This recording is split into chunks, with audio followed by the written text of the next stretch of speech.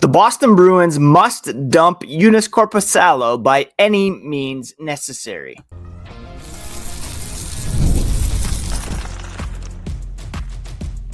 You're Locked On Bruins, your daily podcast on the Boston Bruins. Part of the Locked On Podcast Network, your team every day.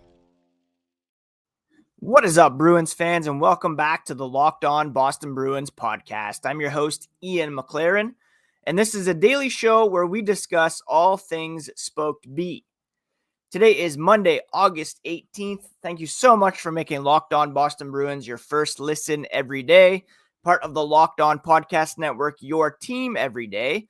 And today's episode is brought to you by Monarch Money. Take control of your finances with Monarch Money. Use code LOCKEDONNHL at monarchmoney.com for 50% off your first year.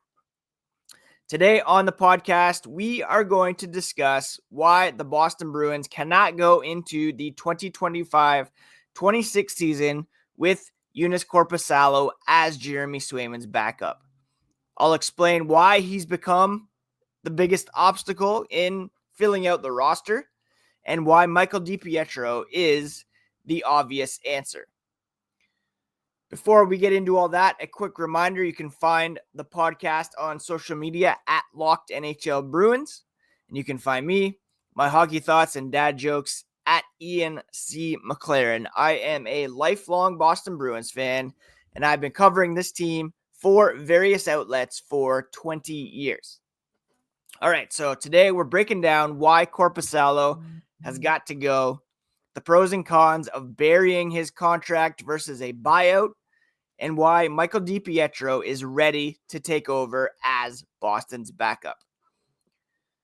Look, there's been speculation about Korpisalo's future since the end of the regular season, and especially after the Bruins re-signed Michael DiPietro to a 2-year, one-way contract in June.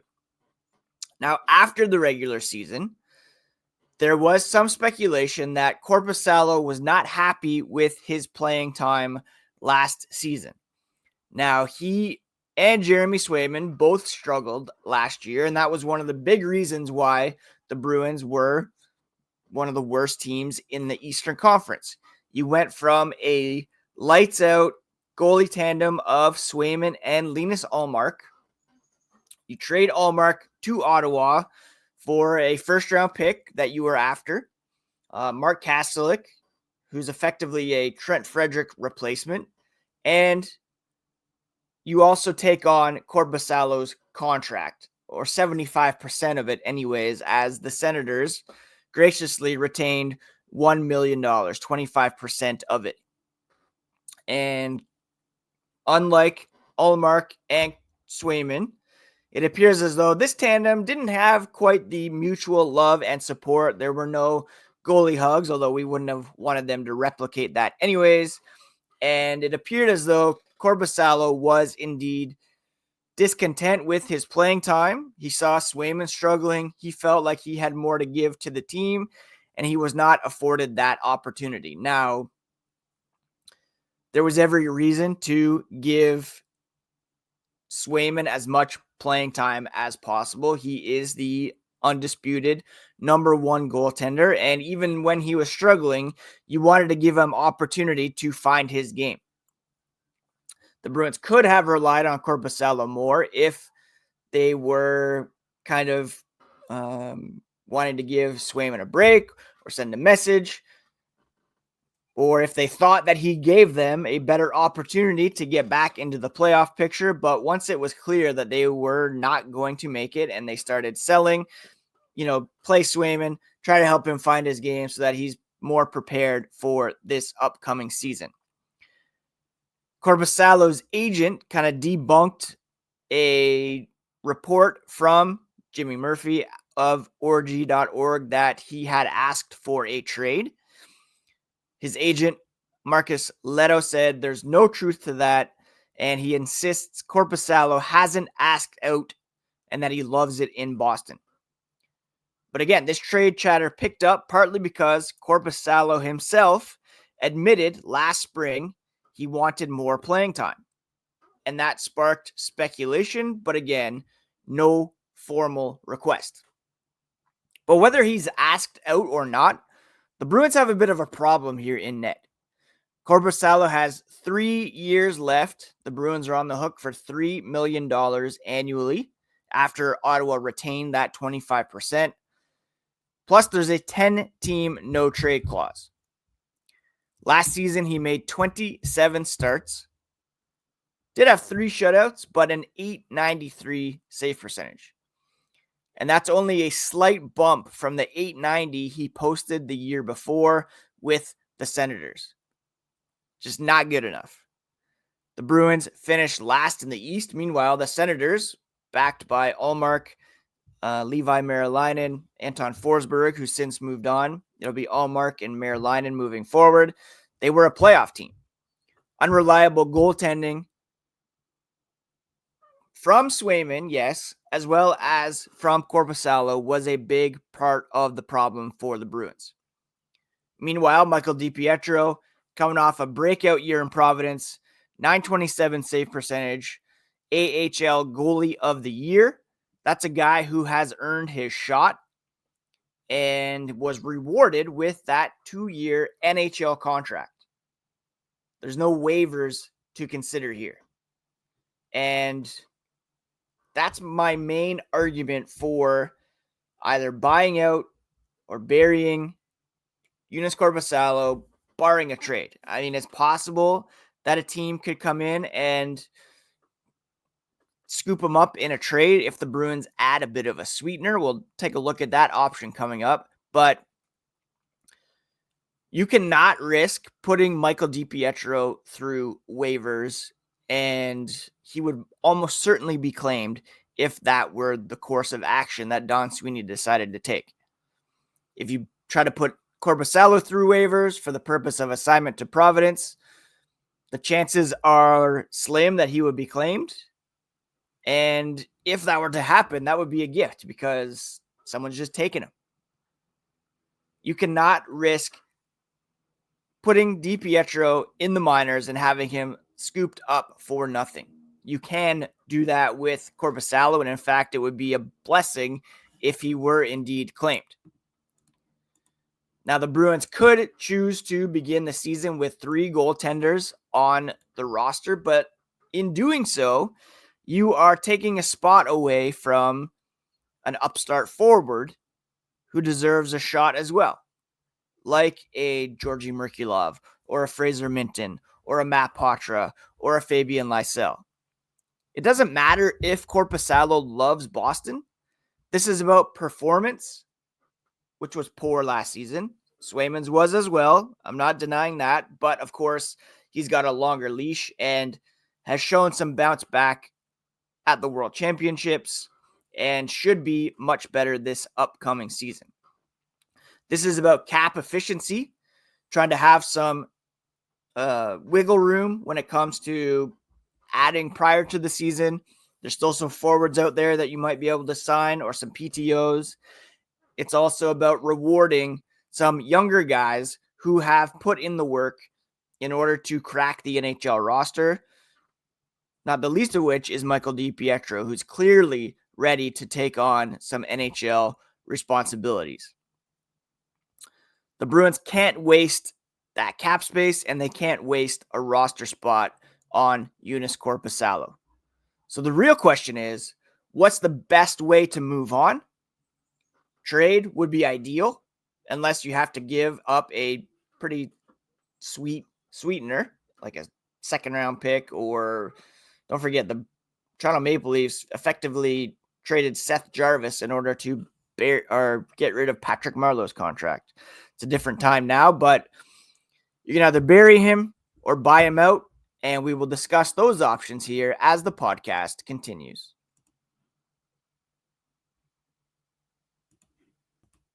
Most people can't name all their financial accounts or even what they're worth, whether it's 401ks, properties, investments. When you don't have the full picture, you can end up leaving money on the table. And that's why there's Monarch Money. It's an all-in-one personal finance tool that brings your entire financial life together in one clean, easy-to-use interface on your laptop or your phone. Monarch does the heavy lifting for you. You can link all your accounts in minutes, see clear data visuals, get smart categorization of your spending, and finally feel in control of your money without ever touching a spreadsheet. Don't let financial opportunity slip through the cracks even. Monarch makes it simple to review your finances with your partner. We can see budget, goals, spending activity in one place. Use code LOCKEDONNHL at monarchmoney.com in your browser for half off your first year. That's 50% off your first year at monarchmoney.com with code LOCKEDONNHL. Thank you so much once again for making Locked On Boston Bruins part of your daily routine. Everydayers know that each new episode is automatically added to your podcast feeds and on YouTube for you to listen, watch, download, enjoy. Please to hit that subscribe button if you have not already. Hit the bell on YouTube so that each new episode you get notified about it, and really appreciate all those who listen regularly, especially you everydayers. Now, let's assume the Bruins can't find a trade partner for Korpisalo. It's August 18th. They've had ample time to do so. They really have two realistic options here with Korpisalo: to buy him out or bury him in Providence. I ran the numbers on cap wages, and here's what the implications would be of each option. So a buyout effectively doubles the term. So his deal would stretch out over 6 years. We have to take into consideration the 25% still being retained by the Senators. That's their problem, $1 million for the next 3 seasons. If they were to take that buyout, his cap hit would shrink to $540K this season, $1.3 million the next season, and then $1.6 million in 2027-28. That's how much they would be saving against the cap. So again, his cap hit this season would be $540K, $1.3 million next season, and $1.6 million in 2027-28. That's $1 to $2 million in short-term savings, which could help keep Minton, Patra, Lysell up, or allow for PTO signing to begin the season and some flexibility coming up here as the season begins. Now, from 2028-29 through 2031, you're stuck with about $900,000 in dead cap space every year. So while you are saving over the next 3 years, you would be stuck with about $900K for 3 additional years after his contract would have expired. When it comes to what it would take to bury him in Providence, again, with Ottawa retaining 25%, Boston's cap hit right now is only $3 million total. So burying him would free up $1.15 million, leaving a cap hit of $1.85 per season for the next 3 years, if indeed they keep him in Providence for that long, unless something else happens in the meantime. It's straightforward. It's clean.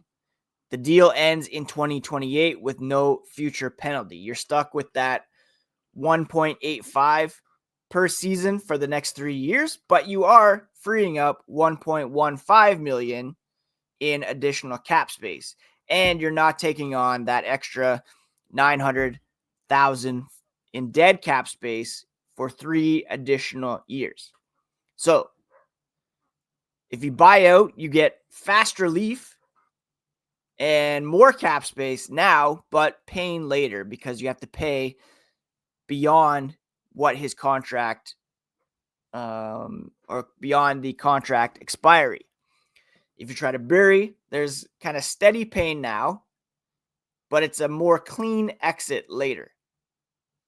You're on the hook for $1.85 million through the duration of the contract, but that's it. It's a clean exit, and you get $1.15 million to play around with in the meantime.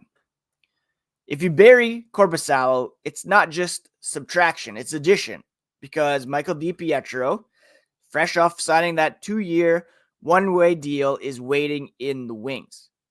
You're not just getting rid of a problem, you're giving a proven, hungry goalie his NHL shot at a fraction of the cost. Right now, the Boston Bruins have not a ton of cap space to work with heading into the season. And again, if they chose to roll with 3 goaltenders, you're stymieing the progress of one of your younger guys with upside, like a Fabian Lysell, or one of the guys that they signed in Matej Blumel, Alex Steeves, who are also not waiver eligible, meaning that if they are sent down, they too could be scooped. If you send Korpisalo down, the likelihood of him being claimed is low, and you kind of want him to be claimed because someone will be taking him on. Right now, they have about $2.12 million in available cap space with a full roster of 23 players, including Korpisalo.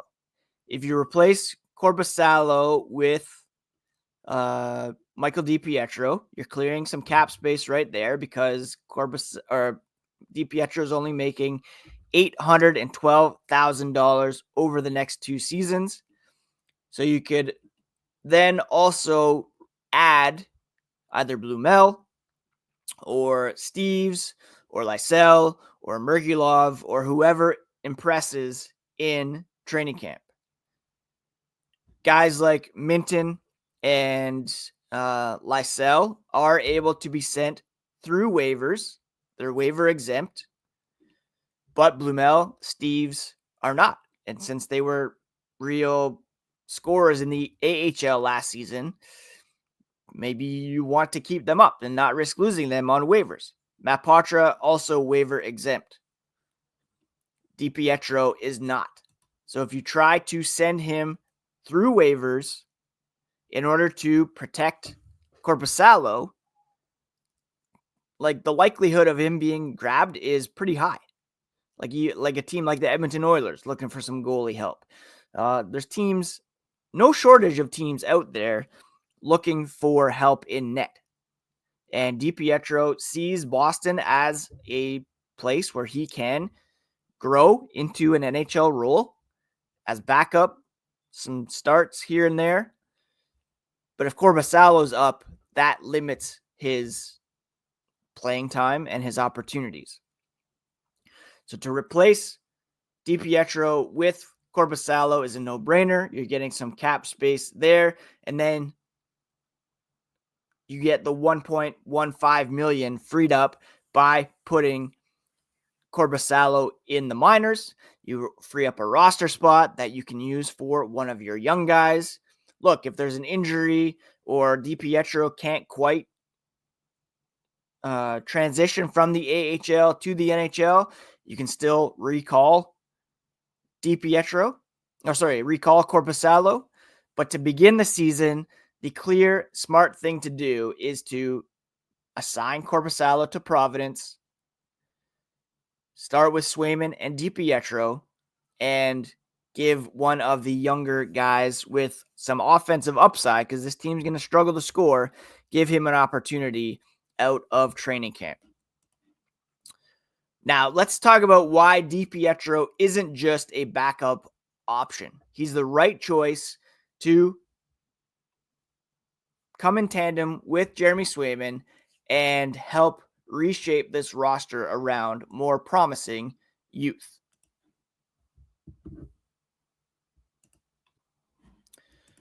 All right, let's talk about Michael DiPietro here for a moment. This isn't just about dumping Korpisalo, okay? It's nothing personal. I'm sure he's a nice guy. This is about improving the roster and rewarding a guy who has earned it. DiPietro, still young, just mid-20s, going into his later mid-20s, entering his prime as a goaltender. He had a breakout AHL season, .927 save percentage, 2.05 goals against average, the AHL Goalie of the Year. He signed a 2-year, one-way contract, meaning the Bruins clearly see him as NHL ready. And his cap hit, like I said, is about $812,000. Significant savings compared to Korpisalo. The backup role behind Swayman is the perfect way to ease him into full-time NHL duty. You're not going to have a situation where this is a veteran guy who's been around the league for quite some time and is not content with backing up Jeremy Swayman or riding his coattails. A guy who will be motivated to show each and every time he goes out there that he belongs in the NHL. You can make an argument that Korpisalo just does not belong in the NHL anymore. He's had 2 very down seasons after being signed to that contract by the Ottawa Senators. He had an .893 save percentage this season for the Bruins, .890 the year before with the Ottawa Senators.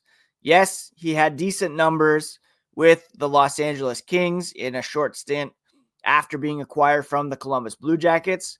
But before that, .877 save percentage in 2021-22. .894 in 2020-21. He's only had a few seasons where his save percentage has been over 900. In fact, his career average is .901, and that's as average as it gets.